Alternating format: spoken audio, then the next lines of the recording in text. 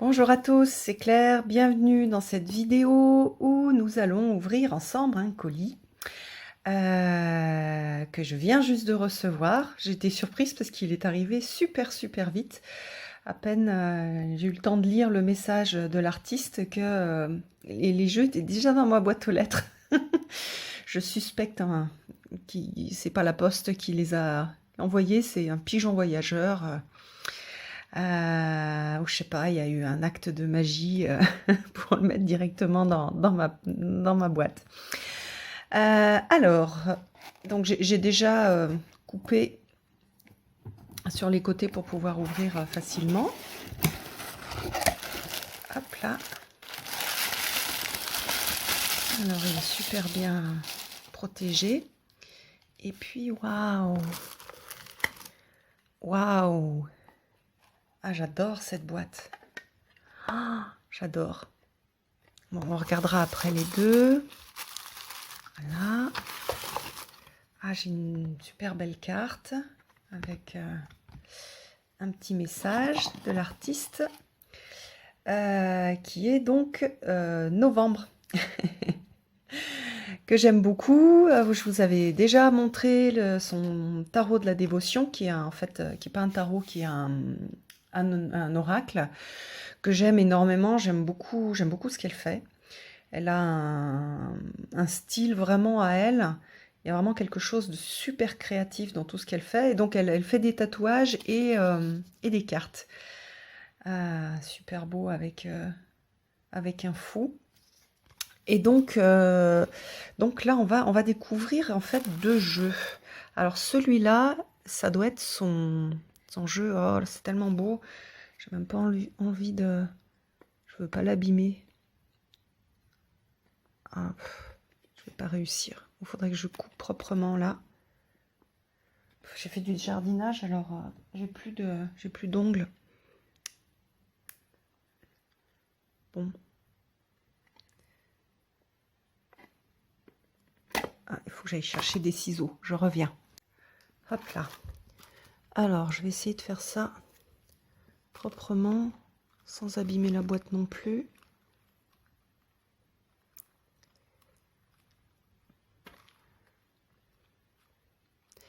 J'adore, c'est le... Hop. Alors, le jeu des 4 royaumes. Donc, elle fait des jeux en français et en anglais. J'adore cette boîte. C'est trop joli. Et le jeu de cartes. Ah, le dos est magnifique. Ah, j'adore. En fait, le jeu de cartes, je l'ai pratiquement pas regardé. J'ai pratiquement vu aucune photo. Hop, je me suis dit que ça me ferait la surprise quand ça allait arriver. Donc, je vous ferai des reviews pour ces deux jeux, mais on va les découvrir rapidement ensemble. Juste comme ça, première...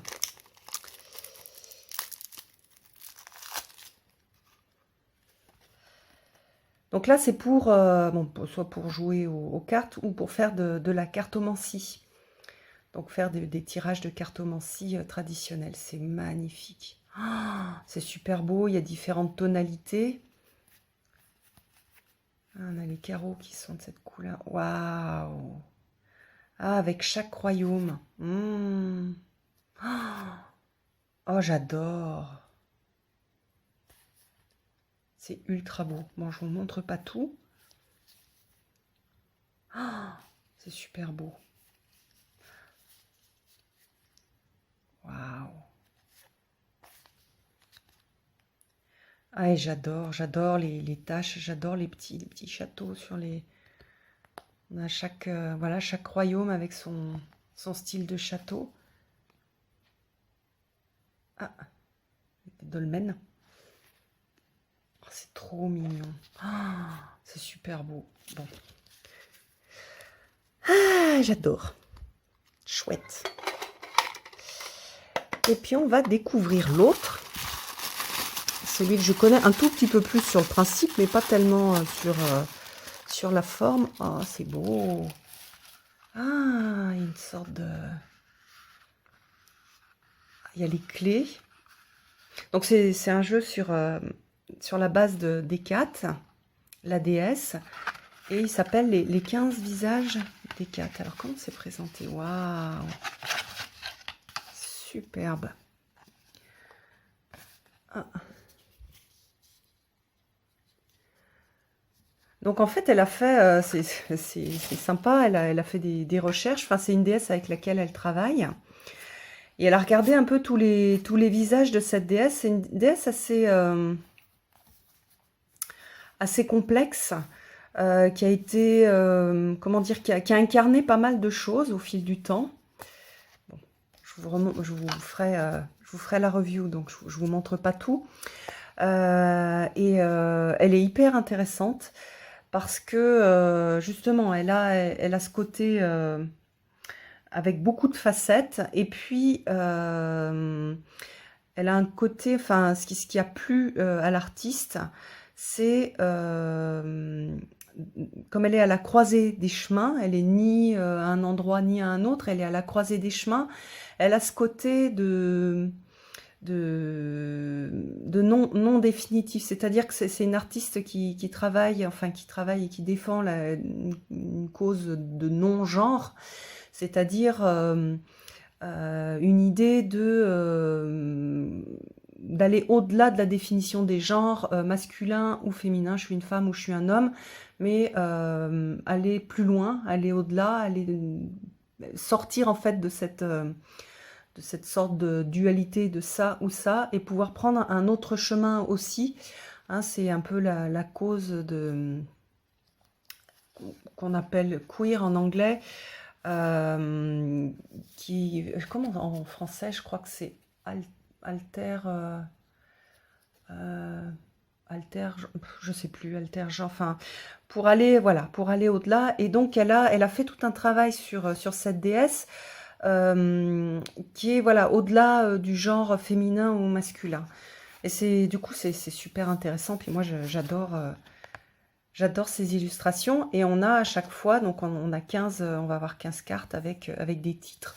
Et ça, il faut que je travaille un petit peu avec pour vous faire la présentation et voir comment l'utiliser. Mais globalement, c'est pour travailler en fait toutes ces notions et tout ce qu'elle peut apporter, tout ce qu'elle peut apporter, voilà, en tant que déesse complexe.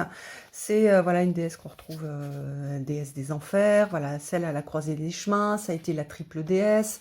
Donc elle a été assimilée au fil du temps à pas mal d'autres déesses, hein, notamment par exemple Perséphone, Déméter aussi. Donc il y a cette idée de...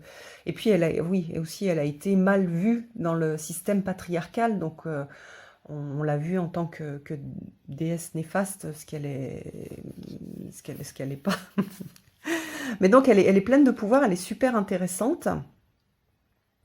Voilà, donc c'est des cartes, je crois qu'on peut, voilà, on peut faire de la méditation, enfin réfléchir à l'archétype qui est derrière la carte. On va pouvoir travailler, je pense aussi sur un autel pour activer une partie de soi-même. C'est vraiment des cartes avec un objectif de magie et de transformation. Donc voilà, j'aime beaucoup. Elle a fait, je crois que normalement il y a un petit guide, un guidebook qui est en français ou en anglais. Donc faut que je regarde aussi comment je peux récupérer le petit guide en français pour aussi vous présenter ces cartes. Mais voilà, je suis super contente. Vraiment, je suis contente qu'il y ait des artistes comme ça qui existent, parce que elle apporte un vent très personnel, et en même temps, c'est marrant parce que ces représentations qui sont des types un peu de vitrail, ça fait assez ancien. C'est pareil, son tarot de la dévotion, elle utilise des mots anciens, des mots voilà, de dévotion, des mots qui sont liés à des choses très... oui, ça fait pas du tout... y a pas de... Enfin, on sent plus une sorte de dévotion profonde, comme un peu on pouvait le voir chez les certains moines ou certaines personnes, certains saints catholique. Donc on sent cet héritage en fait, et en même temps elle apporte en fait toute cette concentration, cette, cette énergie de mystique. Elle l'amène en fait dans notre monde d'aujourd'hui, et je trouve que c'est super super intéressant, ce mélange en fait de comment est-ce que quelqu'un qui défend ou qui se retrouve dans des valeurs queer est capable de faire ce travail de transformation d'un monde patriarcal en quelque chose de neutre, et quelque chose de centré, quelque chose de mystique, quelque chose en lien avec le mystérieux. Et en utilisant voilà, des outils anciens, et je trouve ça très chouette. Puis bon, moi j'aime beaucoup son, comment dire, son style. J'aime j'aime beaucoup ce qu'elle fait. Je trouve que c'est super joli. Et il y a cette idée, voilà, de vitraux qui, moi, me touche. Parce que les vitraux, c'est la lumière qui passe à travers les fenêtres, et en passant à travers la fenêtre, à travers les vitres, on va avoir quelque chose qui va s'illuminer, on va avoir quelque chose qui va apparaître. Et du coup, je trouve ça vraiment... je trouve que justement dans ce type d'art, il y a quelque chose de mystique.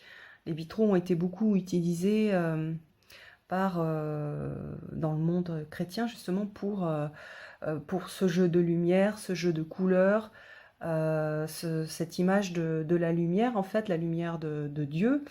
Et donc, c'est vraiment, vraiment super intéressant ce traitement, en fait, et artistique, et aussi dans les mots et dans la façon qu'elle a de se réapproprier et de faire ses recherches à partir des mystiques. Alors, le tarot de la dévotion, ça faisait très chrétien.